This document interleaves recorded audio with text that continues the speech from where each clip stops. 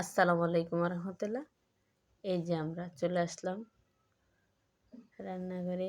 আজকে ঘরের নাস্তা বানাবো। দেখুন, ডাইলের পিঠা। প্রথমে ডালগুলো ধুয়ে নিচ্ছি, তারপরে ভালো করে কষলে দিতেছি। এই যে বসাইলাম, শুধু লবণ দিয়ে বসাইছি।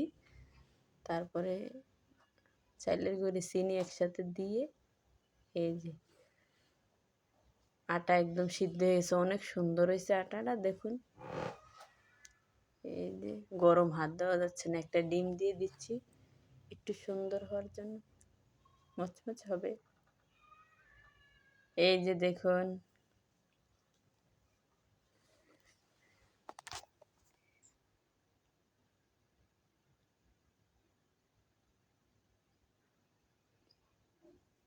এই যে আটা করা শেষ।